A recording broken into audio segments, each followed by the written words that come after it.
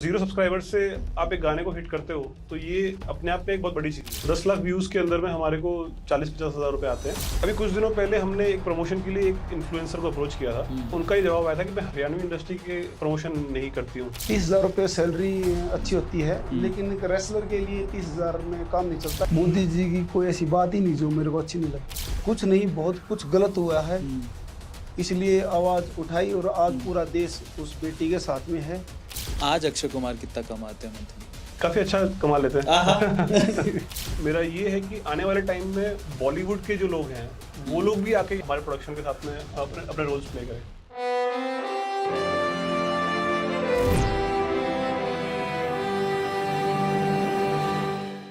The Arvind Arora show में आज के हमारे मेहमान बहुत ही खास हैं। इनका नाम है अक्षय कुमार। जी हाँ, वो बॉलीवुड वाले अक्षय कुमार नहीं है, लेकिन कौन है वो भी आप जान जाएंगे। और साथ ही हैं कुलबीर अहलावत। चलिए आज की कॉन्वर्जेशन को शुरू करते हैं इस ड्यूओ के साथ। Welcome you to the Arvind Arora show. कैसे हो आप लोग? हम बढ़िया हैं, आप कैसे हो? मस्त, एकदम मज़े। और मैं चाहता हूँ कि जितनी कॉन्वर्जेशन भाई भाई में अभी थोड़ी देर पहले हो रही थी, ऑन कैमरा भी हो, ताकि लोग भी आपको अच्छे से जान पाए। बिल्कुल, कॉन्वर्जेशन शुरू करें। बिल्कुल सर। लेकिन कॉन्वर्जेशन स्टार्ट करने से पहले मैं एक चेतावनी दे देना चाहता हूँ। देखिए, कई बार जनरली लोग इल्ज़ाम लगा देते हैं क्वेश्चन पूछने वाले पर कि क्वेश्चन बड़ा कंट्रोवर्शियल था। Let me tell you, question कभी भी कंट्रोवर्शियल नहीं होता है, आंसर कंट्रोवर्शियल होता है। बिल्कुल। स्पेसिफिकली आंसर उस क्वेश्चन को कंट्रोवर्शियल बना देता है। तो आपके जितने भी जवाब होंगे उसकी जिम्मेदारी आप लोगों की है। तो कॉन्वर्जेशन को शुरू करते हैं। सबसे पहले आपकी निजी जिंदगी के बारे में थोड़ा थोड़ा जान लेते हैं। अक्षय जी, पहले तो आपका जो नाम है अक्षय कुमार रिजेंबल करता है दी खिलाड़ी मैन से, हमारे जो बॉलीवुड के खिलाड़ी हैं उनसे। वो कितना कंट्रोवर्शियल रहा है आपकी लाइफ में, और आपका बैकग्राउंड क्या है, थोड़ा अगर आप हमारी ऑडियंस को बताएं तो मजा आ जाएगा। सो कंट्रोवर्शियल जैसा आपने पूछा कि कैसे रहा है, तो मुझे अलग अलग जगहों पे, मैं जैसे कॉलेज में मेरा नाम काफ़ी फेमस था अक्षय कुमार के नाम से, क्योंकि वो नाम शायद बहुत ही कम लोगों का होता है, अक्षय कुमार। तो काफ़ी मुझे उसकी वजह से अटेंशन भी मिलता है, बहुत टाइम से मिलता हुआ आ रहा है। अलग अलग जगहों पे थोड़ा यूनिक कर देता है मेरे को। इसके अलावा मेरी अगर लाइफ की मैं बात करूँ तो मेरे फादर आर्मी से बिलोंग करते थे, आर्मी रिटायर्ड हैं अभी वो। तो हमने अलग अलग स्टेट्स में ट्रैवल किया हुआ है। मेरी पढ़ाई अलग अलग स्कूलों में हुई है। केंद्रीय विद्यालय जो स्कूल हैं वो पूरे इंडिया में होते हैं, तो वहाँ पे अलग अलग स्कूल्स में मेरी पढ़ाई हुई है। तो मेरे पास अलग अलग कल्चर का नॉलेज है, अलग अलग जगहों पे रहने का एक्सपीरियंस है, जिसकी वजह से मैं बहुत सारी चीज़ें अपने बचपन से लेके आज तक सीख पाया हूँ, अलग अलग लोगों को समझ पाया हूँ। और नाम की अगर बात करें तो स्कूल में टीचर्स मतलब जब नाम देते थे अक्षय कुमार, तो सब बच्चे उसमें मतलब अलग अलग उनके रिएक्शन होते थे। काफ़ी बार पॉजिटिव, काफ़ी बार फनी भी होता था। पर ओवरऑल मेरी जो जर्नी रही है नाम को भी लेकर, तो वो मतलब हमेशा मुझे पॉजिटिव तरीके से ही रहा है। फाइनली एक और चीज़ का जवाब आप दीजिएगा कि बचपन में आपने कुछ सोचा था कि मैं ये बनूंगा, और अब आप क्या कर रहे हैं, वो थोड़ा सा बैकग्राउंड भी बता दीजिए।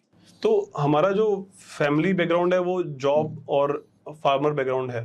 मेरे फादर जो है, मेरे दादा, वो उनका एग्रीकल्चर का काम था, मतलब वो फार्मर थे। मेरे फादर और उनके भाई सब कुछ आर्मी में हैं, कुछ फार्मर हैं। तो मेरा भी वही था कि मैं फ्यूचर में आर्मी में जाऊंगा या जॉब करूंगा। पर धीरे धीरे 7th 8th क्लास के बाद मेरे थॉट्स चेंज होने लगे और मैं शायद बिजनेस के बारे में ज़्यादा सोचने लगा। तो वहाँ से कुछ ऐसा चीज़ें डिफरेंस आना चालू हुआ सोच के अंदर में, और 12th के बाद मैं अलग अलग कुछ ना कुछ बिजनेस में इन्वॉल्व हूँ। कुलबीर जी, सेम सवाल है आपसे, थोड़ा सा इलेबोरेट कर रहा है अपनी ज़िंदगी के बारे में।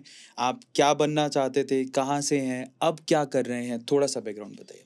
सबसे पहले आपके दर्शकों को मेरी राम राम। तो क्या बात पता चलेगा कि भाई मैं हरियाणा से हूँ, बता देता हूँ। वाह।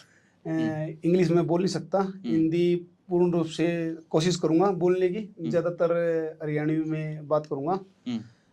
मेरा गांव डिग्गल है, जो हरियाणा प्रदेश का सबसे बड़ा गांव है, और डिस्ट्रिक्ट झज्जर है। तो स्टार्ट से मेरी मैं रेसलिंग करता था बचपन से। हरियाणा का खेल कबड्डी और कुश्ती, ये मेन है। तो मैं रेसलिंग करता था। रेसलिंग करते करते मेरे को बीएसएफ में जॉब मिल गई थी, रेसलिंग की तरफ से ही। तो 4 साल मैंने बीएसएफ में जॉब करी। जॉब लगते ही मेरी शादी हो गई थी। मेरी वाइफ एज ए बिजनेस से उसने एमबीए करी थी। तो जॉब करते करते मैंने बिजनेस भी स्टार्ट किया था, जैसे एक रेस्टोरेंट स्टार्ट किया था। और 1-2 कंपनी के साथ और भी काम किया था। और रेसलिंग करते करते जैसे मुझे इंजरी ज़्यादा हो गई थी, दोनों शोल्डर के ऑपरेशन हो गए थे और नी में भी इंजरी थी, तो रेसलिंग वहाँ कंटिन्यू हो नहीं पा रही थी। जॉब ऐसी थी कि हर 3 साल में बटालियन अगर चेंज होती रहती तो वो कंफर्टेबल था नहीं, तो ये डिसीजन रहा कि भाई बिजनेस करेंगे, तो जॉब से रिजाइन दे दिया। कि आपने कहा कि आपने आपके पेरेंट्स का ट्रांसफ़र होते रहता था, आप अलग अलग सिटीज़ में अलग अलग स्कूल्स में पढ़े, ऐसी प्रॉब्लम बहुत सारे बच्चों के साथ होती है। कितना पढ़ाई सफ़र करता है और आपको लगता एट द एंड आपके लिए स्टडी इंपॉर्टेंट थी? आपको लगता था कि यार पढ़ाई से कुछ होना है, या फिर ठीक है यार अपनी ज़िंदगी अपन बहुत कुछ उखाड़ लेंगे बिना पढ़ाई? पढ़ाई सफ़र होती है ऐसा मैं मान नहीं सकता, बिकॉज क्या है कि अगर पढ़ना है तो इंसान कहीं पे भी पढ़ सकता है, पर एक कल्चर जब चेंज होता है ना, जब वहाँ से जगह लोकेशन चेंज होती है तो आपके बहुत सारे फ्रेंड्स आपसे अलग हो जाते हैं, और वो वहाँ पे शिफ्ट होने के बाद कुछ समय तक आपके अंदर वो चीज़ें रहती हैं, और वो शायद आप उस समय पे तो आप कोई फ़ोन भी इतना था नहीं, तो आप उनसे एकदम अलग हो जाते हो कम्प्लीटली। तो वो थोड़ा थोड़ा मन में कहीं अपने बेस्ट फ्रेंड को खोने का वो सब थोड़ा दुख होता था, बट कहीं ना कहीं फिर कुछ टाइम बाद वहाँ पे भी नए फ्रेंड्स बन जाते थे और वहाँ से चीज़ें कंटिन्यू हो जाती थी। पर पढ़ाई पे ऐसा कोई असर नहीं आया, पर हाँ मैंने मेरी पढ़ाई पे डिफरेंसेस देखे हैं। कहीं पे मेरा ट्रांसफर, मतलब पापा का ट्रांसफ़र हुआ तो उधर पे मेरा पढ़ाई में रिजल्ट्स अच्छे आते थे, कहीं पे थोड़ा लो होता था। वो शिफ्ट हुए हैं अलग अलग जगहों पे। वो क्यों होता है? क्योंकि आपको कैसा वातावरण मिल रहा है वहाँ पे कैसे आपको क्लासमेट्स मिल रहे हैं वहाँ पे, तो उससे भी थोड़ा इन्फ्लुएंस होती हैं चीज़ें। तो ये चीज़ मैंने ऑब्जर्व करी है मेरे मार्क्स पे भी और मेरी सोच पे भी। जैसे ही जब मैं लास्ट टाइम जो मेरा स्कूल चेंज हुआ था वो 9th क्लास में हुआ था अहमदाबाद में, तब से मेरा बिजनेस के प्रति थोड़ा सा चेंज आने लग गया था। वो कैसा है वो मुझे आइडिया नहीं है। नहीं, वहाँ का पानी ऐसा है सर। गुजरात में मैं रहा हूँ, सूरत में रहा हूँ 4 साल, तो वहाँ के लोग जनरली पढ़ाई वढ़ाई पे ध्यान नहीं देते, उनका एक ही है धंधा करना है अपने को। तो अगर आप अहमदाबाद पहुँचे तो तभी आपके दिमाग में बीज उपजा है, वो गुजरात की वजह से ही है। पर इसका इन्फ्लुएंस कितना था, थोड़ा आप और बताओ इसके बारे में।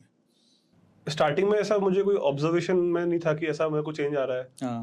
पर मतलब पता है ना, जब हम सोचते हैं अकेले बैठ के चीज़ों को ऑब्जर्व करते हैं, घर वाले बोल रहे होते हैं कि इसकी पढ़ाई कर लो, या फिर स्कूल में अलग पढ़ाइयों के बारे में बात हो रही होती थी, तो मैं इमेजिन करता था कि मेरा ये बिजनेस होगा, मैं ये करूँगा, मैं एम्प्लॉय रखूँगा, इसमें इतना बेनिफिट हो जाएगा, इतना होगा।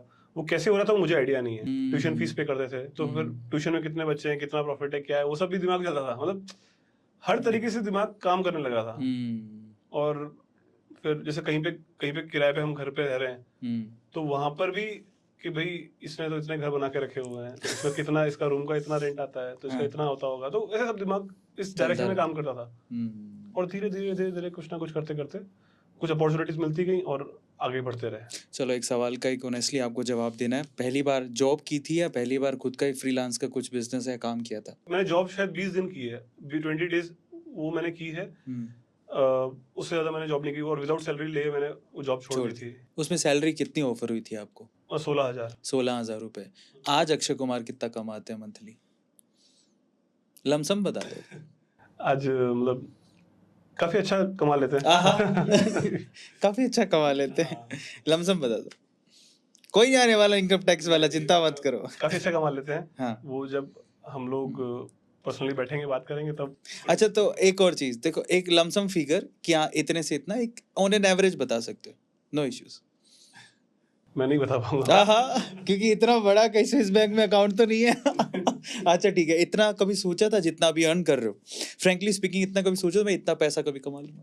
शुरुआत में तो जब चीजें नहीं सोची थी, पर जैसे ही मतलब कि 11th-12th हम क्रॉस कर रहे थे, तब मेरे को मतलब बड़े बड़े चीजें मेरे को इमेजिन होने लगी थी कि मैं तो इवन मेरा प्राइवेट आइलैंड होगा, ये होगा, मैं ये सब चीजों पे पहुंच गया था। मतलब उस समय पे पहुंच गया था मैं। मेरे पास रास्ता नहीं था एक भी कि मैं ऐसे कैसे पहुंचूंगा, पर ये सोच तब से है। क्रेजी। और मेरे घर पे प्रॉपर इंटरनेट शायद 11th या 12th में आया था, तब से चीजें और ज्यादा हो गई थी, जब इंटरनेट का एक्सेस मिला मेरे को। क्या बात है कुलबीर जी, आपने बोला कि आपने रेसलिंग को अपना करियर बनाया था। आपको इससे जुड़ा एक सवाल पूछता हूँ। फिर आपने कहा कि आपको गवर्नमेंट की तरफ से जॉब ऑफर हो गया था, तो वैसे जनरली घरों में बोला जाता है कि खेलोगे कूदोगे तो हो जाओगे खराब, पढ़ोगे लिखोगे तो बनोगे नवाब। लेकिन आपने, मैं जानना चाहता हूँ पहले तो जो नौकरी मिली उसमें आपका सिर्फ रेसलिंग का ही पार्ट था या पढ़ाई के भी कुछ मार्कशीट वहाँ पे काउंट हुई थी? नहीं, उसमें सिर्फ रेसलिंग का ही पार्ट था। ओके। और जो डॉक्यूमेंट्री होती है भाई, बीएसएफ में था मैं, हाँ, उसमें सिर्फ 10th के बेस पे हो गया था। वो योग्यता थी, तो उसी हाँ। पे हो गया था मेरा। और बाकी मैंने नेशनल में पार्टिसिपेट किया है, हाँ, मेडल तो नहीं है मैं बोल दूँ, हाँ, नेशनल में खेल हूँ कई बार, और हाँ। उसी के बेस पे मैंने जॉब मिली थी। ठीक है। वो जॉब में आपको मंथली कितना पैसा मिलता था? स्टार्ट में जैसे 18-19 हज़ार रुपये सैलरी थी, फिर बढ़ती बढ़ती 30 हज़ार तक थी। तो 30,000 महीना बहुत अच्छा होता है एक रेसलर के लिए, आराम से गांव में 30,000 रुपये। इट्स लाइक लोगों को लगता नहीं है जनरली, पर ऐसे शहरों में 30,000 कुछ नहीं होगा मे बी, पर गांव में काफ़ी अच्छा है ये। ऑलमोस्ट इक्वल टू 1.5 लाख रुपए मान लो आप, क्योंकि गांव में खर्चे कम होते हैं। देखो 30 हज़ार रुपये सैलरी अच्छी होती है, हम्म। लेकिन एक रेसलर के लिए 30 हज़ार में काम नहीं चलता, क्योंकि उसकी डाइट वगैरह आम आदमी से थोड़ी अलग होती है। हाँ, और जैसे मैं तो अपनी फैमिली के साथ में रहता था, हाँ, आउट लिविंग थी मेरी, मैं बाहर रहता था फैमिली के साथ में, हाँ, तो उसमें काम नहीं चल रहा था। हालांकि मेरी वाइफ भी जॉब में थी, हाँ। तो अब तो बिजनेस करने के बाद वाइफ ने भी जॉब छोड़ दी, वो भी अपना बिजनेस कर रही है। क्या बात है। ये ट्रांजिशन कैसे हुआ? ये कैसे सोचा आपने कि मैं जॉब छोड़ दी थी आपने? जॉब छोड़ दी थी मैंने। तो जॉब से इतना बड़ा रिस्क लेके, क्योंकि 30,000 आप भी कमाते थे, आपकी पत्नी भी कमाती थी, इतना बड़ा रिस्क लेके इस पे आना, ये कैसे किया? मेरा ऐसा मानना है कि रिस्क के बिना कुछ बड़ा नहीं कर सकते। करेक्ट। तो स्टार्ट से ही मैं रेसलिंग करता था, तब भी मैं स्टार्ट से ही रिस्क की मैंने काम किए हैं। हमारा हरियाणा का एक ऐसा है कि हम हरियाणा के बंदे काम ही ऐसा करते हैं कि जो और लोगों को करने में डर लगता है। क्या बात है। उनमें एक मैं भी हूँ। तो जैसे जॉब छोड़ी, तब मेरे कुछ साथी हैं जो बिजनेस करते थे, उनके बिजनेस में मैंने कुछ शेयर डाला था।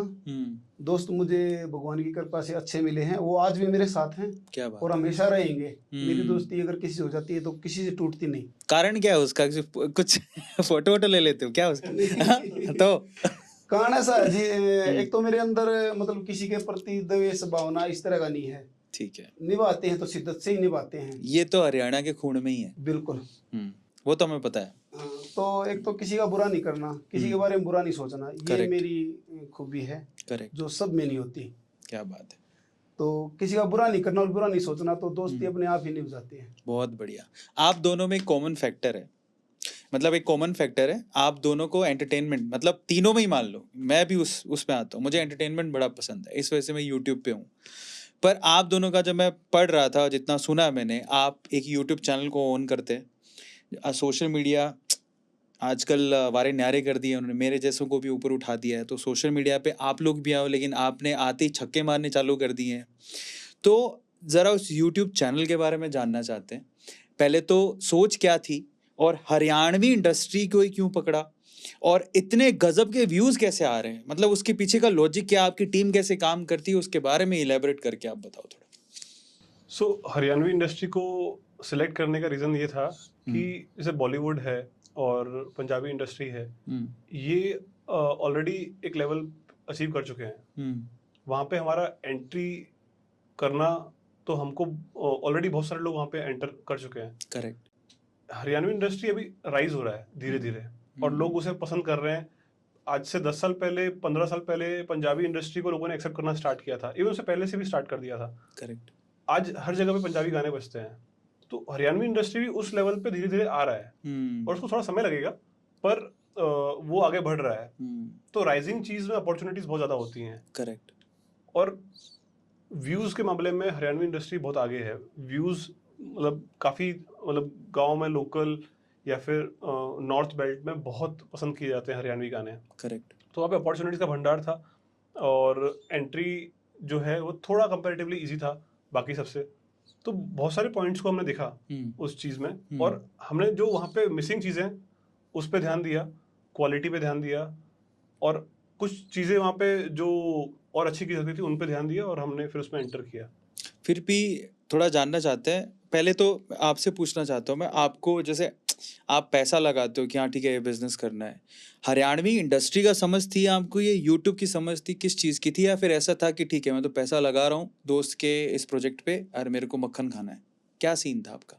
देखिए जैसे अक्षय भाई साहब तो हैं ही, हमारा एक तीसरा और फ्रेंड है, हाँ बताया मुझे। सोमवीर हाँ नाम उसका। हाँ तो हम तीनों बड़े ही मतलब अच्छे ऐसे मित्र हैं, हमारी दोस्ती आखिरी सांसों तक चलेगी। क्या बात है।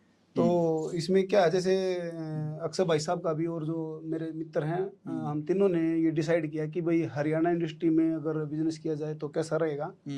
तो हमारे तीनों की सोच एक थी, तो हमने इसमें एंटर करने की सोची, क्योंकि हरियाणा इंडस्ट्री एक ऐसी इंडस्ट्री है जो ऊपर जाने लग रही है। अभी MC स्क्वायर भी आपके हरियाणा से ही है और काफी बढ़िया रैप में नाम कमाया उन्होंने, हासिल जो किया। पंजाबी इंडस्ट्री है वो तो पूरा फुल ग्रो कर चुकी है। करेक्ट। अब अगर बारी है तो हरियाणा इंडस्ट्री है, क्योंकि हरियाणा इंडस्ट्री एक ऐसी इंडस्ट्री है जो 30 साल पहले भी एक मूवी आई थी चंद्रावल, जिसने पूरे देश में नाम कमाया था। तो कहीं ना कहीं बीच में इंडस्ट्री पिछड़ने का कारण तो मुझे नहीं पता क्या था, लेकिन अगर वो इंडस्ट्री स्टार्ट से ही ग्रो करती तो शायद हरियाणा इंडस्ट्री एक ऐसे स्थान पे भी हो सकती थी, जैसे बॉलीवुड की एक इंडस्ट्री है तो हरियाणा का भी नाम हो सकता था। लेकिन कहीं ना कहीं वो पिछड़ी, किस वजह से पिछड़ी मेरे को तो पता नहीं। लेकिन अब दौर आएगा हरियाणा का। आप ये भी कर सकते थे कि आपने एक गाना प्रोड्यूस किया, फिर आप उसको किसी टीवी पे चलाते, लोकल चैनल पे चलाते, और आप पैसा भी कमा सकते थे। आपने पैसा प्रोडक्शन में लगाया भी और आपने फ्री प्लेटफॉर्म पे डाल दिया, उसका लॉजिक क्या था? अभी कैसा है कि वहाँ पर कुछ इश्यूज हम देखते हैं, जैसे प्रोड्यूसर जो होते हैं वो पैसा लगाते हैं, बोलते हैं रोल भी हम करेंगे, मतलब ऐसे छोटे छोटे इश्यूज हैं वहाँ पे। तो वो सब चीज़ों को देखना, चैनल उनके होते हैं, अच्छे व्यूज आते हैं उस पर, पर उनकी कंडीशंस भी अलग अलग होती हैं, मतलब वो उनका वो माइंडसेट हमको समझ में नहीं आता है। क्या होता है कि जो ग्रोथ मिलनी चाहिए ना, उसके अंदर आपको बहुत सारे पैरामीटर्स को देखना पड़ेगा, बहुत सारी चीज़ों को छोड़ना पड़ेगा, पर कोई कॉम्प्रोमाइज करने को रेडी नहीं है। इसलिए इंडस्ट्री को जो फास्ट पेस चाहिए ना, वो नहीं मिल पा रही है। हमारे चैनल पे 0 सब्सक्राइबर्स थे जब मैंने पहला गाना डाला, और वो आज सुपर हिट गाना है हरियाणा के अंदर में, पार्टी पार्टी जीन्स। तो हमने कुछ ऐसे मतलब कि 0 सब्सक्राइबर्स से आप एक गाने को हिट करते हो, तो ये अपने आप में एक बहुत बड़ी चीज़ है। ये बड़ी बात है। मैं भी यही सोच रहा था, क्योंकि इतने सारे चैनल दिन में खुलते हैं, आपने अचानक से एक चैनल खोला, उस पर वो फटी फटी जीन्स वाला गाना डाला, कितने व्यूज हैं उसके ऊपर अभी? उस पर 32 मिलियन। 32 मिलियन व्यूज किसको बोलते हैं भाई? कितने महीने में? 40 डेज में। 40 डेज में 32 मिलियन व्यूज। एक गाना में देख रहा था आपका, उसमें 71 मिलियन व्यूज है। यस। तो इतना क्रेजी मिलियन व्यूज में व्यूज कैसे, मतलब रिकॉग्नाइज कैसे किया कि, और हरियाणा में इतने चल कैसे गया? आपने कभी पीछे जाके पता किया कि अचानक से अपन इतने हिट कैसे हो गए, जबकि सब्सक्राइबर उस पर 60-70 हजार ही हैं अभी तक? तो अब देखिए 40 दिन के अंदर में हमें 60-70 हजार सब्सक्राइबर मिल गए, ये भी एक बहुत अपने आप में बड़ी बात है। हाँ बड़ी बात है। और हम जो सिलेक्शन कर रहे हैं, जो सॉन्ग सिलेक्शन कर रहे हैं, जो आर्टिस्ट सिलेक्शन कर रहे हैं, उसको बहुत ध्यान से मतलब बहुत ध्यान से चूज कर रहे हैं। और सबसे बड़ी जो चीज़ है ना, कलाकार को जो पैसा मिलना चाहिए उस पर बहुत ध्यान रख रहे हैं हम लोग। क्योंकि क्या है कि हम ऐसा मानते हैं कि हरियाणा इंडस्ट्री में जो आज जो पे स्केल है ना, वो कंपैरेटिवली काफ़ी कम है जो उनका टैलेंट है उसके अकॉर्डिंगली। तो हमने उस चीज़ को भी राइज किया, और मेरा ऐसा मानना है कि हम इसको आने वाले कुछ समय के अंदर में वहाँ पे जो चीज़ आज मतलब कि जिस भी रेट पे बन रही है, उसको 3 to 4 टाइम्स और होना चाहिए। वहाँ जैसे आप मुंबई के कलाकारों को देखते हो, पंजाब के कलाकारों को देखते हो, महंगी महंगी गाड़ियों में घूमते हैं, सब चीज़ें हैं। करेक्ट। वो सेम क्वालिटी, सेम उससे अच्छे व्यूज हरियाणवी इंडस्ट्री के पास में है, पर जो पे स्केल है ना, जो क्योंकि क्वालिटी तभी आई है, पे स्केल बढ़ेगा। अब यहाँ से मेरे दिमाग में एक और सवाल आ रहा है। आपने कहा कि उनको पैसा नहीं मिलता है उतना जितना वो डिजर्व करते हैं, और आप पैसा देना चाहते हो, लेकिन आप तो उसको मोनेटाइज कर ही नहीं रहे ना, आप यूट्यूब पे डाल रहे हो। और मुझे नहीं लगता कि आपके आवर्स कंप्लीट हो गए होंगे, लेकिन यूट्यूब पे इतनी कमाइयाँ नहीं होती है जितने आप पे कर दोगे। प्रोडक्शन में काफ़ी पैसा लगता है, और यूट्यूब इतना पैसा तो आपको नहीं देने वाला। आई डोंट नो मंथली आप कितना कमाते हो, पर जितना मैं आप 2014 से हूँ, मैंने देखा है जितनी यूट्यूब से कमाई होती है उसमें आपका प्रोडक्शन कॉस्ट निकल जाए, वही बड़ी बात है। तो आप मैच कैसे करोगे? आपको फीस भी देनी है जो कलाकार हैं, आपको प्रोडक्शन भी करना है, फिर आपको उसका पब्लिसिटी भी करना है ताकि जनता तक पहुँचे। अब ये कॉस्ट के बाद आप कमाओगे कैसे? मोनेटाइजेशन का प्लान क्या है, वो सवाल है। सो व्यूज के मामले में हरियाणवी इंडस्ट्री में आपको एक दो बार बता चुका हूँ कि बहुत ज्यादा है। आते हैं। तो हमने जो कैलकुलेशन निकाले हैं हाँ। उस हिसाब से अगर गाना हिट होता है हाँ। तो जो हमारा खर्चा हो रहा है उस हिसाब से हमारा फंड निकल जाता है। यूट्यूब से निकल जाता है या स्पॉन्सर आते हैं? यूट्यूब से निकल जाता है, स्पॉन्सर्स भी होते हैं, बहुत मल्टीपल एंगल से हमने अपनी स्ट्रेटेजी बनाई है कि हम कैसे उसमें से निकालेंगे। वही हमें जाननी है, आप बताइए। आप जैसे यूट्यूब हो गया, ठीक है, तो यूट्यूब से मान लो आप 100 रुपये खर्च हुए, अभी कैलकुलेशन करते हैं, बड़ा इंपॉर्टेंट है ये लोग फैक्टर। क्या ना, अगर आप ऊपर ऊपर से छोड़ दोगे तो मज़ा नहीं आएगा। क्योंकि अगर कोई 32 मिलियन या अभी आपका जो एक गाना रिलीज हुआ अभी 18 घंटे में ही शायद उस पर 1 मिलियन व्यूज आ गए हैं, तो पहला जानते हैं कि अगर 100 रुपये लगे आपके गाने पे तो यूट्यूब से कितने रिकवर हो जाते हैं? ये एक लंबा प्रोसेस है इसमें। बता दो 70, 80, 50, 60 लमसम कितना मतलब कि रिकवर हो जाता है? 10 लाख व्यूज के अंदर में हमारे को 40-50 हज़ार रुपए आते हैं। ओके, ये एक वे ऑफ इनकम है। ठीक है। ऐसे बहुत सारी चीजें हैं जहाँ जहाँ पे हमारा गाना जाता है, हाँ। उन सब पे हमारे क्लेम होते हैं, उन सब के पैसे हमारे पास आते हैं। ओ, तो मतलब YouTube एक प्लेटफॉर्म है, उसके अलावा आपके अलग अलग, जैसे हो सकता है कि किसी प्लेटफॉर्म को राइट्स बेच दिए, वहां से भी आप जैसे आप देखेंगे तो स्पॉटिफाई, आईट्यून्स और अलग अलग जो जैसे यूट्यूब म्यूजिक, इन सब पे भी गाना बजता है, इन सब से भी अर्निंग होती है। इवन कोई हमारा वीडियो अपने चैनल पे डालता है, उसके चैनल से जो रेवेन्यू जनरेट होता है वो भी हमारा ही होता है। ओके, बहुत बढ़िया। तो मतलब प्लान करना बहुत जरूरी है, अदरवाइज तो खर्चे निकलने बड़े भारी हो जाते हैं। तो आपसे गुलबीर जी, आपको मन नहीं करता यार मैं भी एक बार एक्टर बन के मैं भी एक बार कूद जाऊं? देखो, प्लानिंग है लेकिन वो स्टेप बाय स्टेप। रेसलिंग में उतरे कितना टाइम हो गया? रेसलिंग तो जैसे 10वीं या 11वीं क्लास से कर रहे थे। हाँ, नहीं, अब अखाड़े में उतरे कितना टाइम हो गया? अभी तो आप बिजनेसमैन बन गए। अभी तो काफी टाइम हो गया। काफी टाइम हो गया। पर जब लास्ट टाइम अखाड़े में उतरते थे, कभी सांस भर जाती तो कौन सा गाने, अपने आप को जोश देते तो कौन सा गाना गाते थे? सांस फूलने के बाद कहाँ गाना याद आता है। तो मान लो मैच बीच में फंसा हुआ है अचानक से, और सामने पेरेंट्स भी खड़े हैं, माता पिता खड़े हैं और अपने दोस्त खड़े हैं, और आप सोचते हो बेइज्जती हो जाएगी, तो अब अपने को जोश दिला रहे हो, तो उस टाइम पे क्या याद करते हो? ऐसा क्या याद करते हो जोश आता है, हट तेरी माँ का? वो बता, मुझे वो मोमेंट जानना है। उस टाइम पे क्या आपके दिमाग में ऐसा आता है कि आप जोश आ जाए और पटक दें उसको? देखिए, मतलब जो सामने वाला खिलाड़ी होता है ना, उसको हम इतना कमजोर नहीं समझते। एक वेट कैटेगरी होती है, हाँ। तो दोनों समान ही होते हैं उसमें। कौन एक रेसलिंग एक मिट्टी की दीवार होती है, वो किस साइड लुढ़क जाए किसी को नहीं पता होता, लेकिन लड़ना होता है आखिरी सांस तक। जिसने आखिरी सांस तक लड़ाई लड़ी वो जीत जाता है। नहीं तो मैं आखिरी सांस जब आपकी भर रही है तो मोटिवेशन कैसे आता है आपको? मोटिवेशन तो यही होता है कि भाई लास्ट तक जीतना है, कुछ भी हो जाए जीतना है। घी पिया है, घी का कर्ज उतारना है, मतलब बात है। बिल्कुल। आपसे बात करके एकदम टोन भी आती है एकदम रेसलर वाली, और आप हो भी रेसलर। अभी देश में कंट्रोवर्सी चल रही है, जंतर मंतर पे सारे रेसलर्स इकट्ठे हुए हैं एक प्रॉब्लम की वजह से। ये एक जड़ है जो कि सड़ गई है और आप लोग उसके खिलाफ आवाज़ उठा रहे हो। तो पहले तो उस कंट्रोवर्सी के बारे में हम जानना चाहते हैं, और आप मैं चाहूँगा कि जब आप इतना खुल के वहाँ जंतर मंतर में बोल सकते हैं तो आप इस पॉडकास्ट में बता सकते हैं कि रियल प्रॉब्लम क्या है। कल मैं जंतर मंतर पे ही था, और जो बात कर रहे हो कि कीड़े की, ये इसमें फेडरेशन में मतलब काफ़ी सालों से था, लेकिन कोई भी रेसलर आगे आने से डर रहा था कि भाई अगर मैं आगे आया और समाधान नहीं हुआ तो मेरा जीवन बर्बाद हो जाएगा। लेकिन अब क्या था, पानी सर के ऊपर से गुजर चुका था। तो जे देश के जितने भी ओलंपिक मेडलिस्ट हैं, भाई बजरंग पुनिया है, विनेश जी हैं, रवि दैया जी है, जितने भी मेडलिस्ट, जितने भी अवार्डी पहलवान हैं, सभी ने इकट्ठा होकर के इस आवाज़ को बुलंद किया है। और आज आप देख ही रहे हैं फैसला पहलवानों के हक में ही है।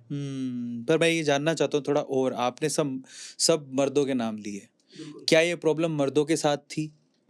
नहीं, लेडीज पहलवानों के भी साथ में थी ये। जैसे विनेश जो है वर्ल्ड की पहलवान है, वो उसको देश की हर बच्चा, हर मतलब जन जानता है उसको।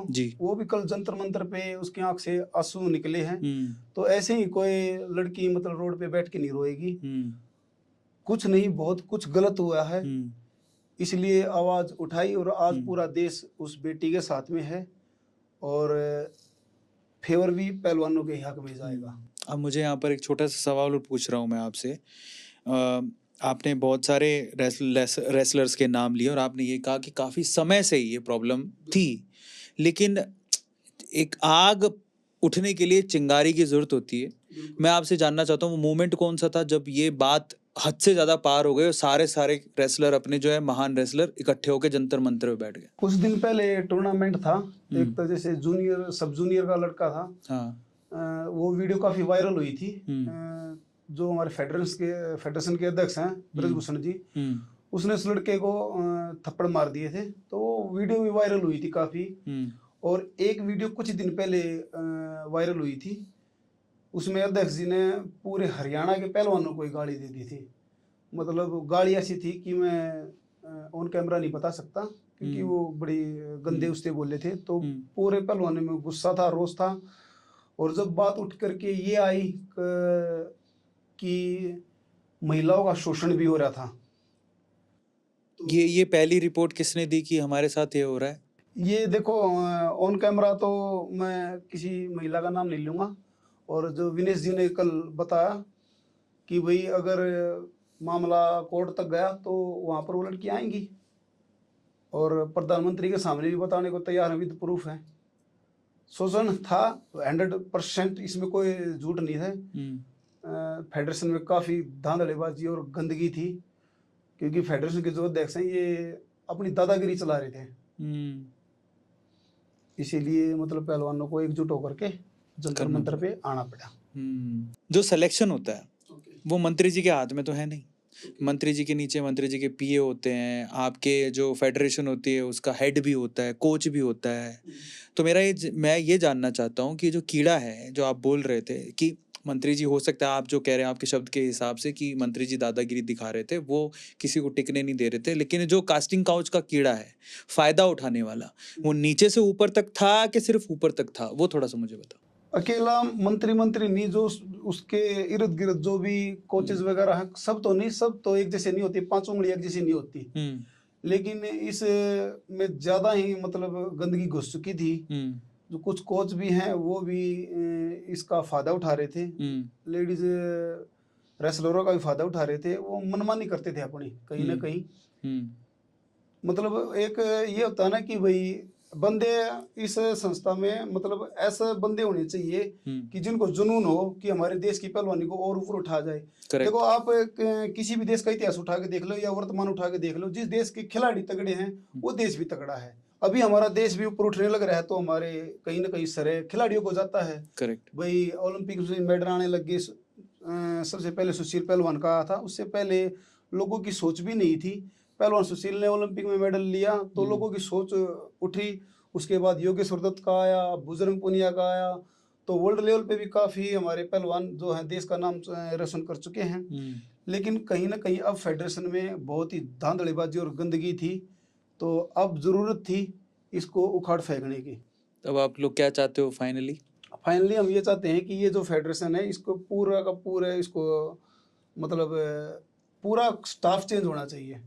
तो आप ये चाहते हो कि वैसे जनरली ऐसा होना भी चाहिए कि आप स्पोर्ट्स देख रहे हो तो स्पोर्ट्स मिनिस्टर हमारा स्पोर्ट्स से रिलेटेड होना चाहिए। देखो, जो अभी फेडरेशन के अध्यक्ष ब्रजभूषण जी, और उसका तो पहलवानी से कोई लेना देना है ही नहीं। उसमें तो उसको तो पहलवानी का पै भी नहीं पता। और अध्यक्ष ऐसा बंदा अगर कुर्सी पे बैठता है तो वो पहलवानों की भावनाओं को क्या समझेगा?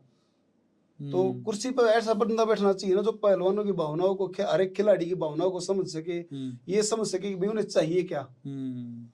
तो इस चीज की कमी थी, और इसके विपरीत वो मतलब कहीं ना कहीं अपने स्वार्थ के लिए जी रहे थे। तो ये पहलवानी के लिए मतलब अच्छी बात नहीं थी कुछ चीजें। ऑब्वियसली पहलवानी जी, मैं तो कहता हूँ खेल के लिए भी अच्छी बात नहीं है। अक्षय जी, आप बताओ कि इतना समय लग गया इस आवाज को उठाने में। अगर पहले दबा दी जाती इस बात को, पहले ही अगर ये बात सामने आ जाती जब पहली बार किसी के साथ हुआ होगा, तो शायद इतनी बड़ी बात नहीं होती। पर उसमें क्या होता है कि अकेले सिस्टम से लड़ना भी बहुत मुश्किल होता है। हाँ, ये तो। और क्या होता है कि जब कोई भी पहलवान या फिर कोई भी स्पोर्ट्स पर्सन स्टार्ट करता है तो उसका लेवल बहुत नीचे, मतलब बहुत वो शुरुआती दौर होता है उसका, और तभी से ज्यादातर चीजें दिक्कतें होती हैं। तब वो चीजों को किससे शेयर करे, कहाँ तक वो बात को पहुंचाए। और अगर वो चीजें मतलब प्रॉपरली नहीं हैंडल हो पाई तो उनका पूरा करियर भी खत्म हो जाता है। करेक्ट। तो वहां पे आवाज उठाना बहुत मुश्किल होता है। ये इस जगह मतलब स्पोर्ट्स की नहीं, ये हर जगह का इशू है। आप एंटरटेनमेंट इंडस्ट्री में जा रहे हो जहाँ पर ऑलरेडी ये गंदगी काफ़ी फैली हुई है, वहाँ पर बिना कास्टिंग काउच के 70-80% ऐसे मामले हैं जहाँ होते ही नहीं है काम, कॉम्प्रोमाइज़ करना पड़ता है, और आप वहाँ पर प्रोड्यूसर हो। ज़रा समझो, हरियाणा इंडस्ट्री में प्रोड्यूसर हो, आपके रहते आपके प्रोडक्शन हाउस में ऐसा कभी भी ना हो, इसका इंतज़ाम आप लोगों ने कर लिया? तो ये चीज हाँ मतलब हमको भी पता है कि इस इंडस्ट्री में ये सब चीजें होती हैं, पर जहां तक मैं अभी हरियाणवी इंडस्ट्री को देख पाया हूँ, तो यहाँ पे चीजें थोड़ी सी मुझे डिफरेंट पाई है, मतलब दूसरी इंडस्ट्रियों से थोड़ी अलग है। और मुझे ऐसा लगता है कि यहाँ पे ये सब इश्यूज आना थोड़ा सा मतलब कि मतलब मैं सब जल्दी कमेंट नहीं कर पाऊंगा, मतलब इतना जल्दी कमेंट नहीं कर पाऊंगा, पर हम लोग पर्सनली बहुत सारे एथिक्स को ध्यान में रखते हुए हमारा सिस्टम बनाएंगे, बिकॉज सिस्टम स्ट्रांग होगा। अगर सिस्टम स्ट्रांग है तो आप हर चीज को कंट्रोल कर सकते हो। देखो आप फिनिश करना बहुत मुश्किल है, पर आप उसे कंट्रोल कर सकते हो। तो हम लोग उस पर ध्यान रखेंगे कि उसको कैसे कंट्रोल किया जाए, सिस्टम को कैसे कंट्रोल किया जाए।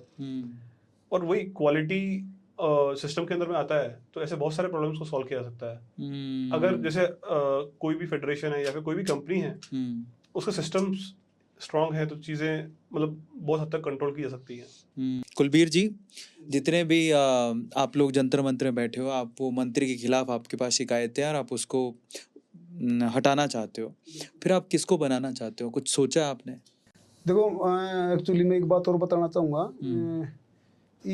ये जो समस्या थी, जो ये अध्यक्ष थे, इसके बारे में कुश्ती जगत में पूरे को पता था, लेकिन मैंने कई पहलवानों से भी बात करी, लेकिन सबके मन में यही डर था कि भाई अगर साथ किसी ने नहीं दिया तो क्या होगा। सही बात है, क्योंकि 6 बार के सांसद हैं, पावरमैन आदमी है, अगर किसी ने साथ नहीं दिया तो उसका तो करियर तबाह हो जाएगा ना। करेक्ट है। और अब लेकिन बात इतनी ऊपर तक जा चुकी थी तो पहलवानों ने इकट्ठा होकर के योजनाबद्ध तरीके से प्लान बना करके इसको एग्जीक्यूट कर दिया। नहीं, पर अगर हटाया जाता है मंत्री जी को तो आपको क्या लगता है किसको बनना चाहिए? अगर हटाया जाता है तो उस पद पे कोई खिलाड़ी ही होना चाहिए, ओलंपिक मेडलिस्ट या वर्ल्ड का मेडलिस्ट या एशिया या एशियाड का मेडलिस्ट, को खिलाड़ी ही होना चाहिए जो पूरे सिस्टम को समझ सके और खिलाड़ियों की भावनाओं को समझ सके। पहले तो आपके चैनल का नाम बड़ा इंटरेस्टिंग है, मैं चाहता हूँ कि आप सबको बताएं। हमारे चैनल का नाम है दक्ष म्यूजिक, और दक्ष म्यूजिक के पीछे मतलब कि कुछ इनिशियल्स नाम के कुछ इनिशियल से बनाया गया नाम है। डी फॉर हम लोग दोस्त को रिप्रेजेंट कर सकते हैं, हम सब दोस्तों को रिप्रेजेंट कर सकते हैं, हमारे सभी दोस्त। बहुत बढ़िया। फिर ए से अक्षय, एंड के से कुलबीर, एंड एस से सोमवीर, जो आप पार्टनर आप तीनों। बहुत बढ़िया, दक्ष म्यूजिक, और मैंने सुना भी था, गाने भी काफ़ी अच्छे हैं। अब एक और सवाल, ऐसा कोई विजन देखा आपने कि यार ये गाना मैं चाहता हूँ यार एक दिन अपने चैनल पे ज़रूर आए, ऐसा गाना? देखिए, हमने जब इस इंडस्ट्री में आने का प्लान किया तो हमारे में यही था कि अक्षय भाई साहब से ही बात करी थी कि आएंगे तो कुछ ऐसा करेंगे कि पूरी इंडस्ट्री को पता चले। क्योंकि जो हरियाणा जो इंडस्ट्री है ना, वो एक जगह आकर के कहीं ना कहीं मुझे लग रहा है स्टेबल हो गई है, वो ऐसे चल रही थी। अगर ऊपर उठना है तो कुछ ना कुछ अलग करना पड़ेगा। तो हमने अलग किया। क्या क्या अलग किया है अभी? जैसे हमने अपना गाना लॉन्च किया था, कितने दिन हो गए अक्षय भाई, कालिया मुराद को। कालिया मुराद करके एक हमारा गाना है जिसने हरियाणवी इंडस्ट्री का रिकॉर्ड बनाया है। फर्स्ट डे मतलब कि वो 12.5 मिलियन पे ओपन हुआ है, तो ये फर्स्ट डे का रिकॉर्ड है, और हर दिन वो रिकॉर्ड बना रहा है। वही गाना 71 मिलियन पे देखा। वो बहुत जल्द शायद 100 मिलियन भी हो जाएगा, तो वो भी एक अपने रिकॉर्ड टाइम में 100 मिलियन होगा। और तो ऐसे कुछ रिकॉर्ड्स वो गाना बना रहा है, और शायद रीजनल सॉन्ग्स में भी शायद सबसे फास्ट 100 मिलियन का गाना बन सकता है। वो अभी हम कह नहीं सकते कि कितना जल्दी वो वहां तक अचीव कर पाएगा, बट उसने काफी सारे रिकॉर्ड्स तोड़े हैं, मतलब 10 मिलियन का, 20 मिलियन का, 30 मिलियन का, 40 मिलियन का, सारे वो रिकॉर्ड्स वो तोड़ते हुए जा रहा है। अच्छा, एक सवाल मेरे से में दिमाग में और आ रहा था कि गाने को प्रोड्यूस करने में, जो पहला गाना आपने प्रोड्यूस किया था, उसमें कितना पैसा लग गया था प्रोडक्शन में? देखो, प्रोडक्शन में हमारा अराउंड 15 लाख रुपए के आसपास ही लगा था, बहुत ज्यादा उसमें खर्चा नहीं हुआ था। ठीक है। पर क्या होता है कि लोग है ना प्रोडक्ट पे खर्चा कर देते हैं, बट मार्केटिंग में खर्चा नहीं करते हैं, और सबसे ज्यादा दिक्कत वही होती है। मतलब क्या होता है कि आप छोटा सा आपने गाना बना दिया, वो आपको पता है कि बहुत अच्छा है, जिन 4 लोगों ने सुना है उनको पता है बहुत अच्छा है, पर दुनिया ने नहीं सुना है। करेक्ट। तो हमने फिर उसकी मार्केटिंग पे स्ट्रेटजीज बनाई, मार्केटिंग पे हमने कितना खर्चा किया मार्केटिंग पे? हमने मार्केटिंग में 3 टाइम्स कर दिया होगा उसके। ओके, ऑलमोस्ट 56 लाख रुपया खर्च कर दिया, मतलब ऑलमोस्ट माने अपन टोटल 1 करोड़ के आसपास आपने उस गाने को पुश करने के लिए विद प्रोडक्शन और विद फीस एंड ऑल खर्च कर दिया आपने। हाँ, मतलब 1 करोड़ से थोड़ा कम, बट थोड़ा कम। हाँ। हाँ, बहुत बढ़िया। एंड फाइनली आप सिर्फ गाने ही प्रोड्यूस करेंगे या आपका कोई मूवी का भी प्लान है कि हरियाणा में अपन मूवी बनाएंगे, ऐसा कुछ हाँ, सोचा? अभी फर्स्ट हमारा प्लान ये है कि पहले इंडस्ट्री के जो स्टैंडर्ड्स को ऊपर लाया जाए। ठीक है। मतलब कि जो टैलेंट है उसको उसका जो अच्छा फीस बनता है उसको फीस मिले।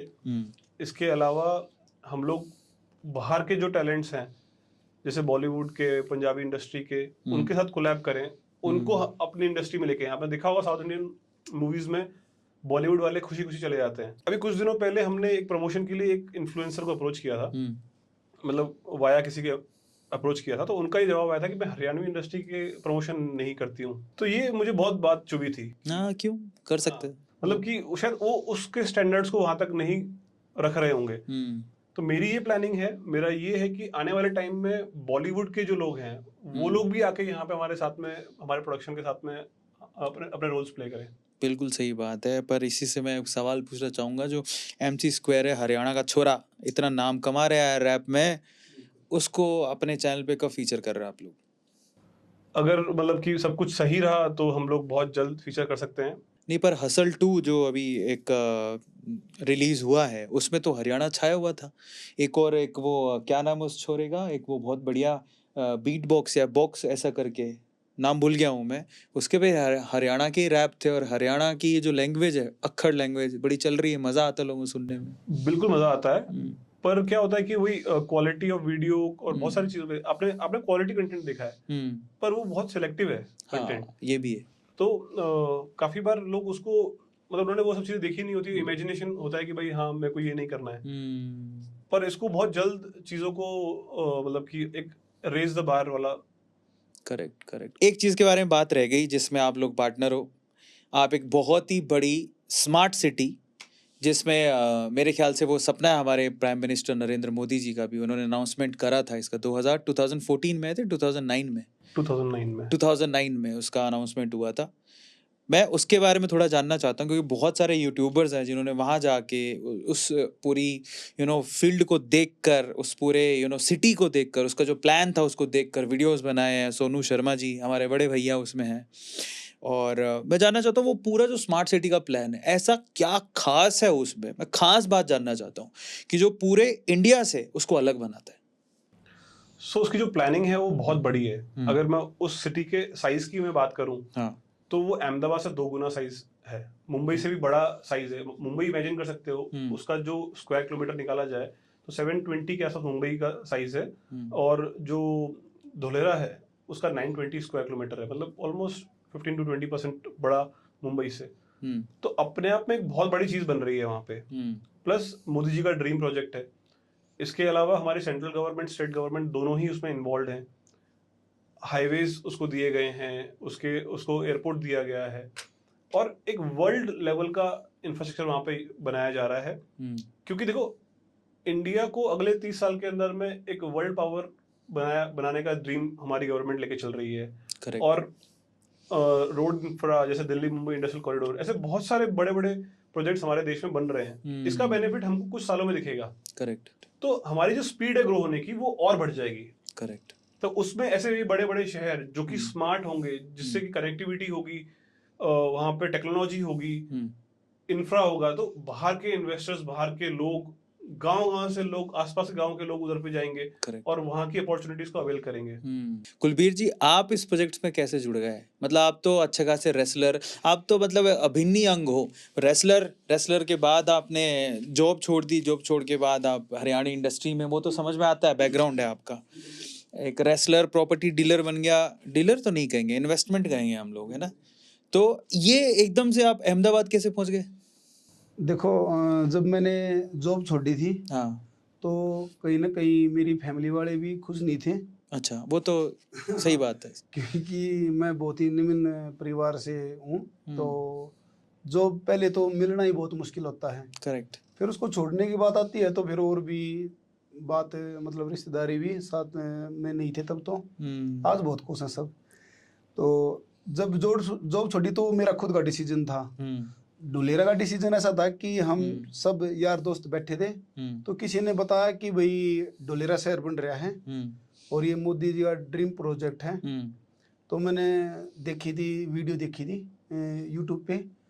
तो उसमें जैसे फ़ोन मिला था तो शायद पता नहीं अक्सर भाई साहब ने उठाया था या किसी ने उठाया था। इस टाइम बैठे थे हम, जैसे नाइट में बैठे थे हम 8-9 बजे। तो तभी मैंने डिसीजन लिया, तभी मैंने बात करके और नेक्स्ट डे ही मैंने अपनी टिकट करा करके मैंने डिसीजन लिया था भाई शहर में इन्वेस्ट जरूर करूँगा मैं। तो अच्छा लग था मेरा। एयरपोर्ट पे अक्षय भाई साहब ही मिले थे। उसमें कैसा होता है कि जनरली हमारी टीम, इनका हमारी टीम से बात हुआ था और जनरली कोई टीम का बंदा ही पिकअप करने जाता है। और मेरा घर जस्ट एयरपोर्ट के पास है, जस्ट नजदीक में, मतलब विद इन 5 मिनट आप एयरपोर्ट पहुंच सकते हो।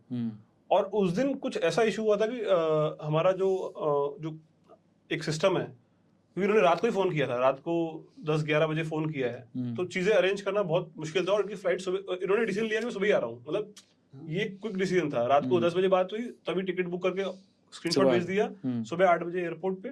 तो हमको भी चीजें अरेंज करनी थी फटाफट से।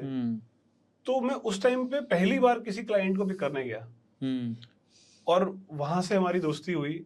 और फिर आज तो फिर हम लोग बहुत सारे, अब हमारे सभी बिजनेस में हम लोग साथ हैं। क्या बात है। अब हर एक बिजनेस में हम लोग साथ पार्टनर है। एक बात आपसे पूछनी है, जब आप ये बात बोल रहे थे तो बोले कि मोदी जी का ड्रीम प्रोजेक्ट है, तो पॉलिटिक्स की वजह से आप बात करते नहीं हो, मोदी जी को कितना मानते हो?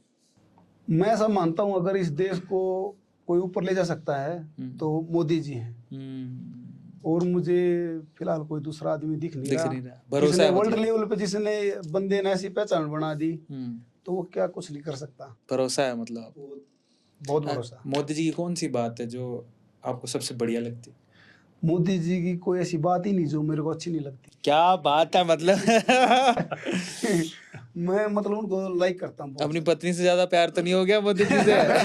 देखो पतली जो है वो अलग, मतलब वो तो जीवन भर साथ रहनी है। जो मोदी जी हैं वो उनका अलग क्षेत्र है। मैं कहीं ना कहीं देश को अगर ऊपर उठाने में किसी का योगदान है तो मोदी जी को मानता हूँ। नहीं, बिल्कुल सही बात है। मैं अच्छा, आप कभी मैं जानना चाहता हूँ मोदी जी के बारे में। मैं भी यही मानता हूँ कि उनका जो ग्रोथ माइंडसेट है, उन्होंने जो चीजें करके दिखाई है पास्ट में। देखो अल्टीमेटली हम लोग रिजल्ट पे बात करते हैं और रिजल्ट्स वो बहुत सालों से देते आ रहे हैं। और जब तक वो रिजल्ट्स देते आ रहे हैं तब तक वो मतलब सबके फेवरेट हैं। करेक्ट। उनके रिजल्ट्स को देखते हुए, उनकी हर चीज को देखते हुए, उनके माइंडसेट को देखते हुए, क्योंकि उनमें रिस्क टेकिंग कैपेसिटी है। धुलेरा बनाना एक मजाक नहीं है, मतलब कि इतना बड़ा शहर बसाना, उसको प्लान करना, तो ये मतलब विजनरी इंसान ही कर सकता है। और बात मुझे ऐसा लगता है रिजल्ट की भी नहीं है, आउटपुट आए नहीं आए बंदे का एफर्ट दिख जाता है। मेन बात ये है ना कि आप, और रिजल्ट ओरिएंटेड हमें बनना भी नहीं है। एफर्ट बहुत बड़ी बात है कि अगर कोई अपना जी जान लगा रहा है, ईमानदारी से लगा रहा है, वो दिखता भी है। इवन एफर्ट भी आपको डबल दोनों साइड से चाहिए होगा। अगर वो एफर्ट लगा रहे हैं तो एज ए सिटीजन हमको भी एफर्ट्स डालने पड़ेंगे। उनकी कोई स्कीम्स आ रही हैं तो उसमें हमको, जैसे उन्होंने स्वच्छ भारत अभियान चालू किया था, तो उसमें सामने से हमारे एफर्ट भी लगेंगे। करेक्ट। वो उन्होंने तो बोल दिया कि हमें स्वच्छ भारत करना है, उन्होंने अलग अलग स्कीम्स ला दी, अलग अलग पॉलिसीज ला दी, पर एज ए सिटीजन हमको भी उसमें कंट्रीब्यूट करना पड़ेगा, तब जाके वो चीज सक्सेसफुल हो पाएगी। करेक्ट। सबसे पहले कुलबीर जी, इनसे क्या एक्सपेक्टेशंस हैं? अक्षय भाई साहब का और मेरा मिलना, मतलब मैं कोई ऐसा नहीं मानता इत्तेफाक है। जो मेरी सोच थी और जो अक्षय भाई साहब की सोच थी, ये शायद ऊपर वाले ने लिख रखा था ऐसे मिलना। और क्योंकि अब हमारी प्लानिंग बहुत कुछ बड़ा करने की है, जैसे अपने प्रधानमंत्री का विजन है बहुत ऊंचे ले जाना देश को, उसी विजन में हम भी, हमारा विजन है कि हरियाणा इंडस्ट्री को हम इतना ऊपर ले जाएंगे। अक्षय की तरफ चलते हैं। अक्षय, इस यारी दोस्ती से, जो जय वीरू की यारी दोस्ती बनी है, आपकी क्या उम्मीद है? वही जैसे कुलबीर भाई ने बताया कि हम लोग मतलब जब मिले तो जो माइंडसेट है वो कहीं ना कहीं मैच कर रहा था, फ्रीक्वेंसी कहीं ना कहीं मैच कर रही थी।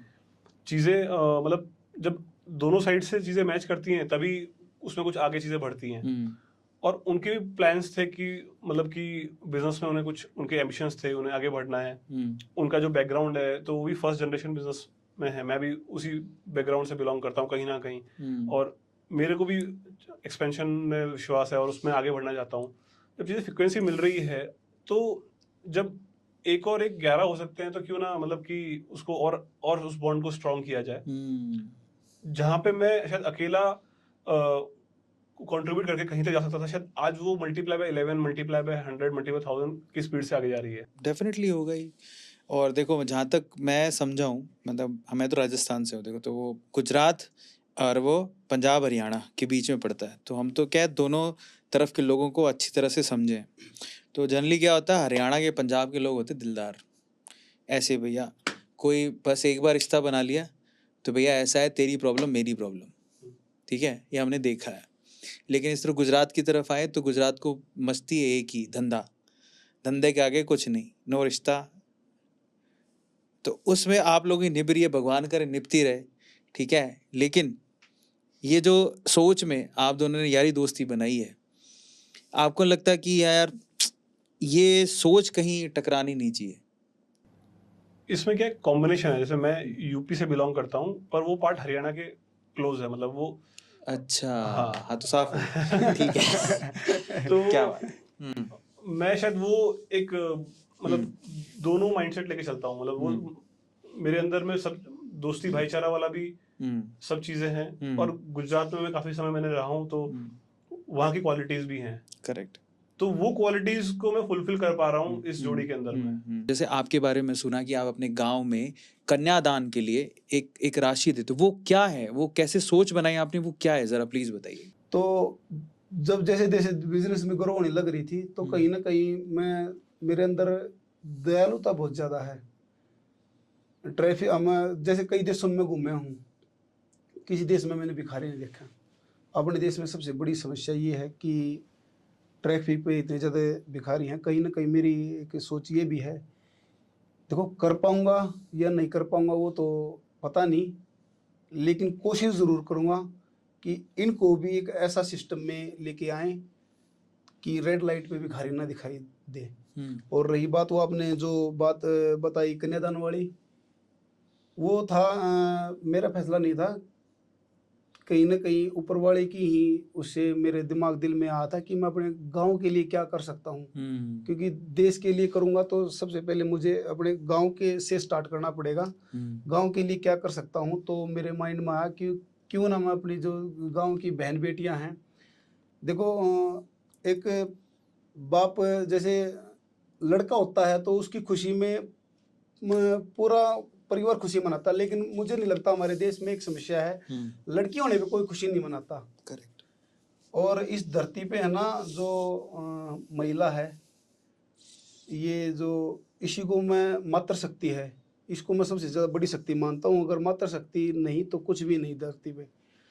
तो मैंने फैसला लिया कि भाई जो गांव की गरीब बेटी हैं जो सक्षम नहीं हैं, तो क्यों ना उनको एक पिता के लिए बहुत ही मुश्किल होता है बेटी को क्या ना भाई उसको बोलते हैं कि भाई बेटी तो पराया धन होती है। तो जैसे मैंने स्कीम स्टार्ट करी ना, तो ये कन्यादान वाली कि एक माँ ने मेरे को बोला कि भाई बेटा जो 51,000 रुपये आप दे रहे हो ना, इसमें एक बेटी पराई हो जाती है, और माँ बाप का भी फर्ज बनता है कि भाई बेटी तो पराया धन होती है, उसको भेजना ही भेजना पड़ता है। तो इसमें क्या, जैसे स्टार्ट में मेरा थॉट आया था, अब तो पूरे गांव के जो मेरे साथी हैं वो इस मुहिम में शामिल हैं, उन्हीं के सहयोग से मैं ये कर पा रहा हूँ। स्टार्ट में एक बार जैसे दिमाग में आया तो लग रहा था कि मुश्किल है, लेकिन अब ऊपर वाले ने ऐसा रास्ता दिखा दिया कि ये मैं और भी ज़्यादा मतलब इसको ले जाएंगे। अक्षय भाई साहब के साथ मैंने सब बात करी, इसको और जैसे गांव-गांव में फैलाएंगे। एक जो हमारे मित्र हैं सोमवीर जी, उसने अपने गांव में भी स्टार्ट कर दी है। ये देखने के बाद इसमें ऐसा है कि जी जो भी गांव के गरीब कन्या लगा लो या जो पुअर फैमिली बोल दो, 10 दिन पहले कार्ड दे के चले जाते हैं, तो हम 10 दिन पहले ही उनके अकाउंट में 51,000 रुपये डाल देते हैं। भाई वो खाना पीना में खर्च करे या बेटी को जहाँ पे भी खर्च करे वो कर सकता है। तो उसके लिए, और क्योंकि आप बड़ा अच्छा काम कर रहे हो, बिल्कुल सही बात है, लेकिन आप इसका जजमेंट कैसे करते हो कि उसको वाकई पैसों की ज़रूरत है? मुझे नहीं लगता कोई सक्षम परिवार इस तरह की सहायता मांगने आएगा। जो भी परिवार आते हैं वो बहुत ही मतलब इसी तरीके से आते हैं कि भाई उनको सहायता की जरूरत ही है। सक्षम परिवार कोई ऐसे 51,000 रुपए के लिए नहीं आएगा, वही आएगा जिसको जरूरत है। क्या बात है। फाइनली अक्षय, तो ऐसा आप एक्स्ट्राऑर्डिनरी क्या कर रहे हो जिससे आपको लगता है कि हाँ यार, अगर मैं कमा रहा हूँ तो उसका 1-2%, 5%, 10% मैं इस अच्छे काम में भी लगा रहा हूँ? सो मैं काफ़ी जगहों पे डोनेशन देता हूँ, अलग अलग संस्थाओं में डोनेशन देता हूँ, और मैं बाली इंडोनेशिया के एक आश्रम से जुड़ा हुआ हूँ, जहाँ पे वहाँ के गांव के बच्चों को प्रॉपर एजुकेशन देना, जिनको अपॉर्चुनिटीज़ नहीं मिल पा रही है उनको बेस्ट अपॉर्चुनिटी देना, और उनको उस फील्ड के अंदर पूरे वर्ल्ड में कहीं ना कहीं उनको सेटल करना। तो इस तरीके की हम लोग मतलब मुहिम से जुड़े हुए हैं। और वो जो आश्रम है, उनके जो ट्रस्टी हैं, उनको गवर्नमेंट ऑफ इंडिया ने पद्मश्री से भी उनको सम्मानित किया हुआ है। तो उस आश्रम का मैं इंटरनेशनल ट्रस्टी हूँ। क्या बात है। तो मैं ऐसी सब जगहों पे इंडिया लेवल पे जाके उन सब चीज़ों को सपोर्ट कर पा रहा हूँ। कहीं ना कहीं इसमें मतलब कि हमारे जो अच्छे थॉट्स हैं, अच्छे जो सर्विस टू ह्यूमैनिटी वाला पार्ट है, वो उन सब चीज़ों की वजह से है। क्या बात। तो चलिए अब अगले सेगमेंट की तरफ चलते हैं जिसका नाम है येस और no. You are watching on the Arvind Arora show. पहला सवाल शुरू करते हैं अक्षय से। अक्षय, क्या आप शादीशुदा हैं? हाँ। क्या आप शादीशुदा हैं? हाँ जी। क्या आपके बच्चे हैं अक्षय? नो। आपके बच्चे हैं? गुड़िया एक। क्या बात है। उस प्यारी सी गुड़िया क्या नाम है? आर्या अलावत। अच्छा, नेक्स्ट क्वेश्चन। क्या आप कॉलेज गए हैं अक्षय? हाँ। क्या आप कॉलेज गए हैं? मैं नहीं गया कॉलेज। ठीक है, अगला सवाल। क्या आप कोई शौक रखते हैं? कोई शौक पाला है ऐसे नवाबी शौक पाला है कभी अक्षय? नहीं। आपने कोई नवाबी शौक पाला है? मेरा तो नवाबी शौक लगा लो या कुछ भी लगा लो, दूसरों की सेवा करना ही मेरा शौक है। क्या बात है। मतलब आज दिल को तोड़ तोड़ ऐसे करके जाओगे आज। कभी किसी सेलिब्रिटी से मिले हैं? हाँ। क्या नाम है उनका? मैं अमिताभ बच्चन जी से मिला हुआ हूँ। तो मैंने वो एक और मंदिरा बेदी भी सुना है। उनसे भी मुलाकात हुई है। अमिताभ बच्चन जी से मिले हैं आप? यस। क्या बात है। मतलब किस सिलसिले में मिले थे? केबीसी के सेट पे मिले थे। ओह। क्या आप कभी किसी सेलिब्रिटी से मिले? मैं तो जी किसी सेलिब्रिटी से नहीं मिल रहा, किसी सेलिब्रिटी से मिला तो आपसे ही मिला हूँ आज। अरे गुरुदेव, आप खुद सेलिब्रिटी हैं। अगले सवाल पे चलते हैं। क्या आप कभी टीवी पर आए अक्षय? हाँ। क्या आप कभी टीवी पर आए कुलवीर? हाँ। आप आए? कौन से टीवी पर आए थे? मैं जैसे नेशनल में पार्टिसिपेट किया था तो स्टेट में फर्स्ट आया था, तो टूर्नामेंट दिखा था उसमें, रेसलिंग वाला। आप कब टीवी पर आए थे? एक इंटरव्यू में आया था। ओके। हाँ। कौन से टीवी का चैनल का नाम? दिशा टीवी। दिशा टीवी। ओके। क्या हाल फिलहाल आपने कोई अच्छी किताब पढ़ी है? हाल फिलहाल में नहीं पढ़ी है। नहीं पढ़ी। आपने कोई अच्छी किताब पढ़ी? भगवत कौन सी गीता। किताब? भगवत गीता। ओहो, क्या बात। अगला सवाल। क्या आप कभी किसी दूसरे देश में रहे हैं? घूमने गया हुआ हूँ। मतलब हाँ, मतलब ट्रैवल किया है। ट्रैवल किया है। आप कभी किसी दूसरे। अगला सवाल। क्या आप एक से ज्यादा भाषा बोलते हैं? आप कितनी भाषाएं बोलते हैं? मैं हिंदी बोलता हूँ। सिर्फ हिंदी। आप? मैं तो हिंदी और हरियाणवी बस।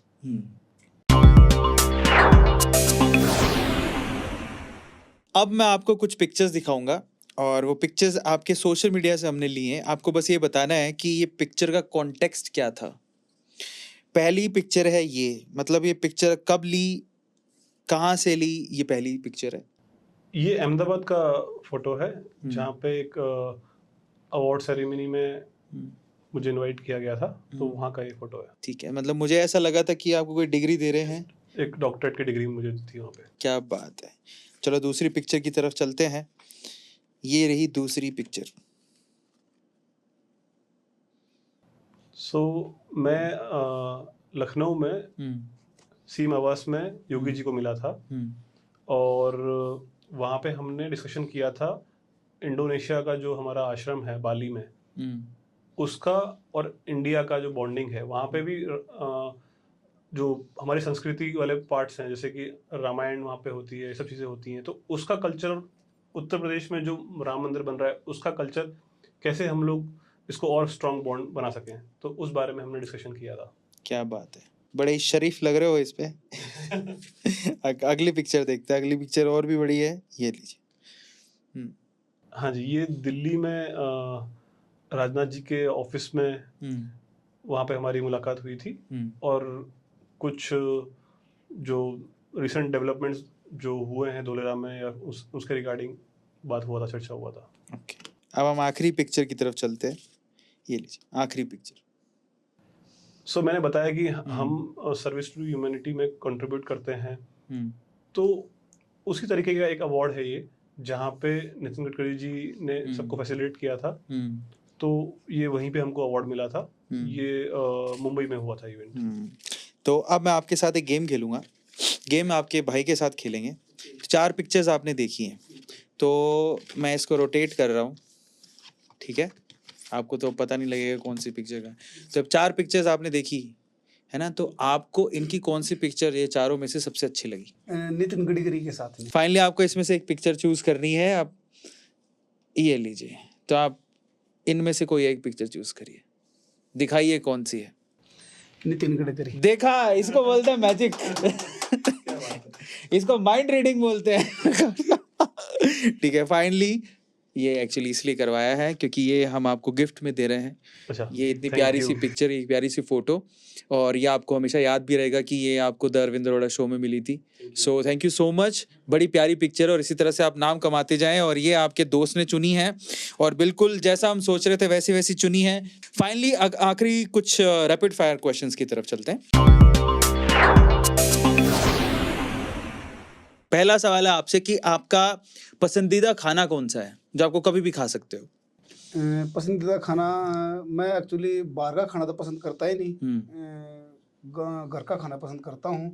जैसे सर्दियों में बाजरे की रोटी होगी, सरसों का साग। क्या बात है। आपका फेवरेट खाना कौन सा है? जैसे घर का खाना बेस्ट होता है, बट हम जनरली ट्रैवल ज़्यादा करते हैं, तो मैंने ये ऑब्जर्व किया है कि दाल फ्राई जीरा राइस हर जगह पे अच्छा ही बन जाता है। तो फिर मैं दाल फ्राई जीरा राइस हर जगह जहाँ पे भी ट्रैवल करता हूँ। संपूर्ण भोजन भी एक तरह से। हाँ। पर उसका मुकाबला नहीं है। सर्दियां चल रही है, मक्के की रोटी और सरसों का साग, ओह माय गॉड, है ना। बाजरे की रोटी वो तो और मजबूत होती है। अगले सवाल पर चलते हैं। आपको सबसे बुरी सब्जी कौन सी लगती है? वो तो कभी नहीं खा सकता मैं। टिंडे की सब्जी। ठीक है। आपका सबसे बुरी सब्जी कौन सी लगती है? मुझे अरबी और टिंडे, हाँ, ये नहीं अच्छे नहीं लगते। लगता। ठीक है। आपकी अब तक की सबसे बढ़िया फिल्म, पिक्चर? बागबान। बागबान। आपका फेवरेट एक्टर कौन है? कुछ दिन पहले तक धर्मेंद्र था। ठीक है, क्योंकि वो आ नहीं रहा। हाँ, अभी मैं फिल्में ज्यादा देख नहीं रहा। आपका फेवरेट एक्टर कौन है? अक्षय कुमार। अक्षय कुमार। आपकी फेवरेट एक्ट्रेस कौन है? एक्ट्रेस कंगना रनावत। कंगना रनावत। आपकी favourite Kangana actress? Ranaut. Same. आपका फेवरेट यूट्यूब चैनल कौन सा है? फेवरेट यूट्यूब चैनल दक्ष म्यूजिक। आपका कौन सा? अभी तो दक्ष म्यूजिक ही है। ठीक है। आपका फेवरेट प्लेस कौन सा है, आप जहाँ जाना पसंद करते हो? इंडिया में सबसे मेरा फेवरेट प्लेस तो वैसे मेरा गांव ही है। गांव है। मैं क्योंकि रहता दिल्ली हूँ, गांव में वीकली जाता हूँ, तो वहाँ जाना पसंद करता हूँ मैं। आपका फेवरेट प्लेस कौन सा है?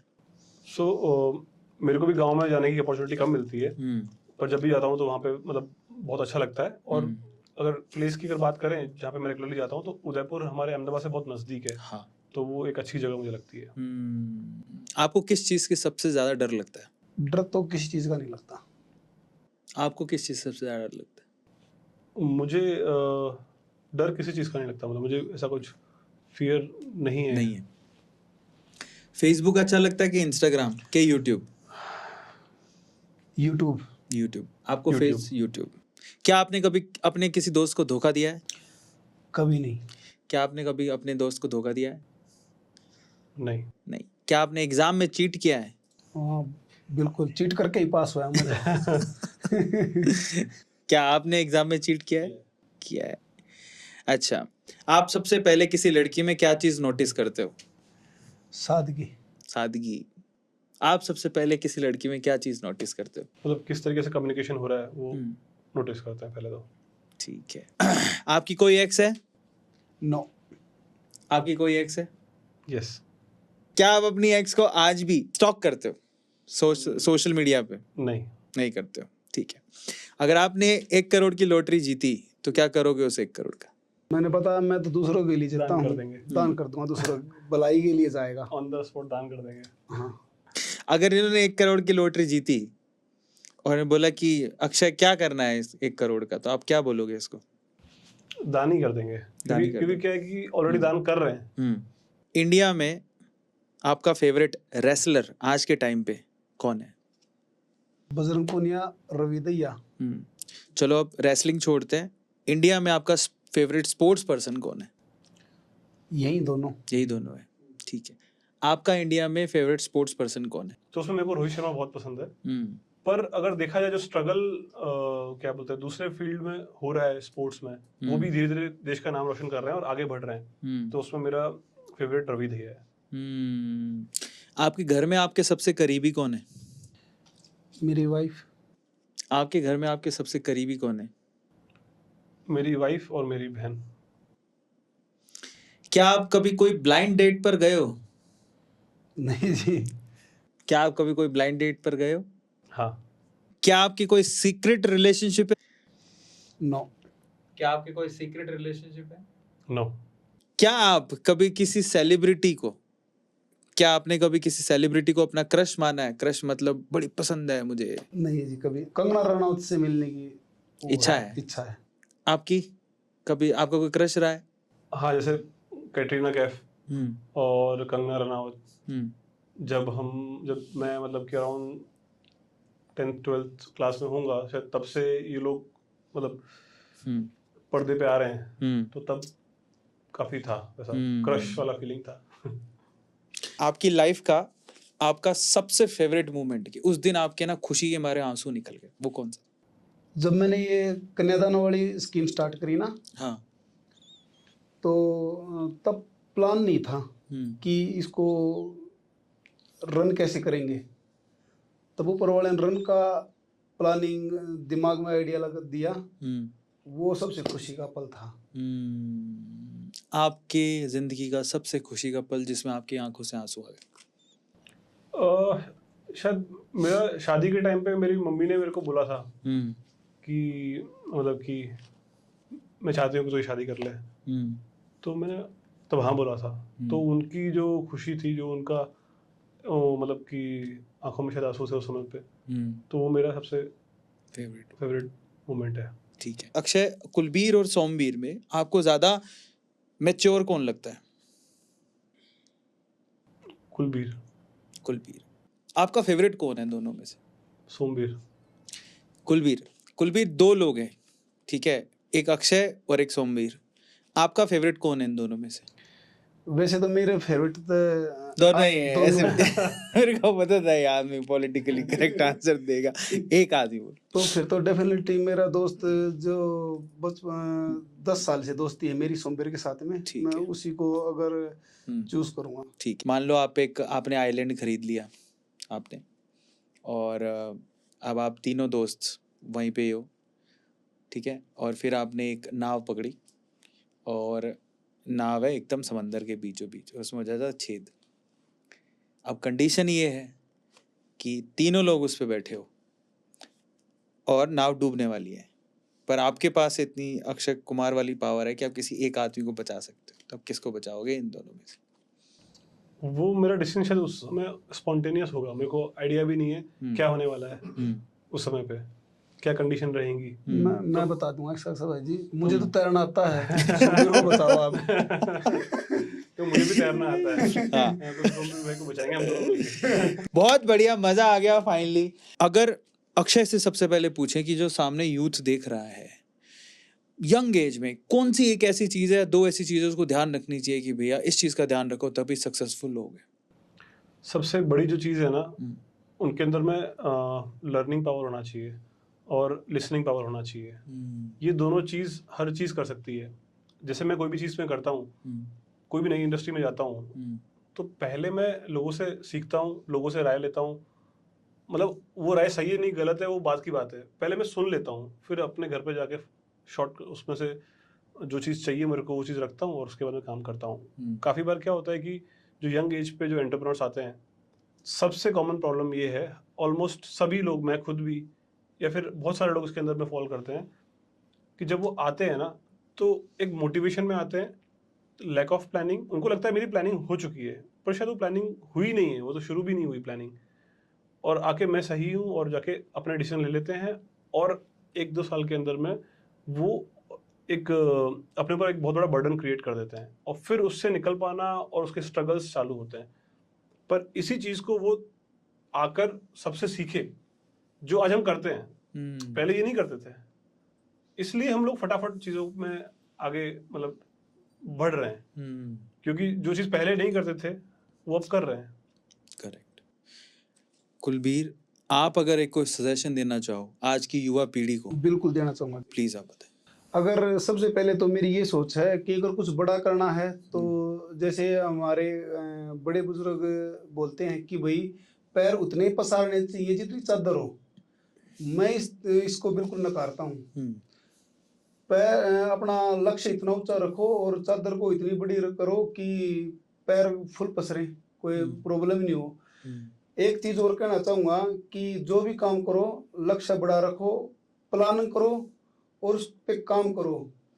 सबसे जरूरी चीज एक और बताना चाहूंगा कि कुछ भी काम करो नीयत साफ रखो। अगर नीयत साफ नहीं होगी तो ऊंचाइयों पे चढ़ के भी नीचे गिर जाओगे। अगर नीयत साफ करके ऊपर चढ़ोगे तो पूरी कायनात आप लोगों के साथ में जुड़ जाएगी और उस सक्सेस का मजा भी अलग होगा। क्या बात है, क्या बात है। तो दोनों ने इस सवाल का जवाब बखूबी दिया है और आपको समझ में आ गया होगा कि आपको आगे आने वाले समय में अपने आप को किस तरह से चेंज करना है, because change is the only constant.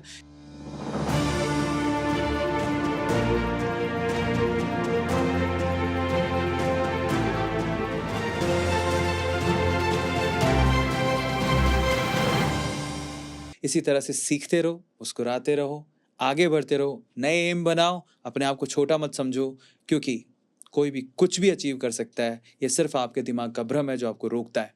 ऐसी अमेजिंग गेस्ट हम हमेशा बुलाते रहेंगे। दी अरविंद अरोड़ा शो में आपको सिंपली एक ही काम करना है। क्या? आपको इन दोनों मेहमानों की कौन से क्वेश्चन की आंसर सबसे अच्छी लगी कमेंट सेक्शन में लिखना है, और इसी के साथ इन दोनों को हार्ट देना मत भूलिएगा। और फाइनली अगर आप मेरी जगह पर होते तो आप किससे सवाल पूछते, क्या पूछते, ये भी कमेंट सेक्शन में लिखना मत भूलिएगा। Thank you so much. मिलते हैं अगली सेशन में। Good night.